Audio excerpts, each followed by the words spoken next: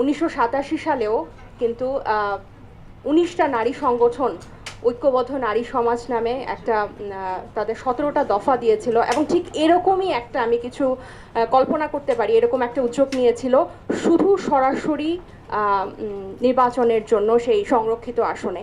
তা আমরা এখানে অনেকগুলো ছক দেখছি, এবং পরবর্তীতে এরশাদের পতনের পর বড় বড় রাজনৈতিক দলগুলোর সাথে দফায় দফায় নারীরা বসেছেন এবং এটা নিয়ে আলোচনা করেছেন। কিন্তু সেই আলোচনা বা আওয়াজের ধারাবাহিকতায় আজকে আমরা 2025-এ চলে এসেছি ওই একই জায়গায়, খুব দুর্ভাগ্যজনকভাবে। তো এখানে যে পদ্ধতিগুলো আছে, এই পদ্ধতিগুলো আলোচনার মাধ্যমে আমরা একটা টেবিলে আসব, কিন্তু তার আগে আমার মনে হয় সরাসরি ভোট হবে বা প্রত্যক্ষ ভোট হবে, এটাতেই কিন্তু আমরা এখনো একমত না। সো এটাতেই হচ্ছে আমার মনে হয় যে আমাদের প্রত্যেকটা মানুষের আগে, প্রত্যেকটা রাজনৈতিক দল, প্রত্যেকটা পক্ষ, প্রত্যেকটা নাগরিকের আগে আমাদের এক পেজে আসতে হবে। এরপর আমরা পদ্ধতিটা যাব, যে কোন পদ্ধতিটা সুইটেবল হয়, কোনটা এই সামনের নির্বাচনেই হবে, কখন এটা 2-3টা নির্বাচন পরে হবে।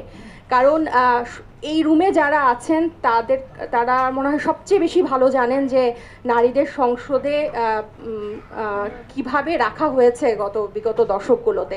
সেটা বলার এই রুমের মধ্যেই যারা আছেন তারা সবচেয়ে বেশি ভালো বোঝেন। আমাদেরকে এই রুম থেকে যখন বের হব তখন আমাদের মানুষকে বোঝাতে হয়। সো এটা যখন এতদিন ধরে চলছে, এই দফা যাতে এটা আর মিস না হয়, আমার হচ্ছে এইটার সবার প্রতি অনুরোধ থাকবে যে আমরা পরোক্ষ ভোট তো কোনো ভোট না, এটা আমরা সবাই জানি। আমাদের এখানে কোনো নির্বাচনী এলাকা নাই, আমাদের কোনো জনগণ নাই, প্রতিনিধিত্ব করার কারোর কাছে জবাবদিহিতা নাই, এবং কিছুই নাই। আমরা জাস্ট নারীরা জাস্ট ওখানে যায় এবং সংখ্যাগরিষ্ঠতাটাকে আরও ভারী করে, এবং কোনো যোগ্যতা ছাড়াই যায় না, একদমই অলংকারিক।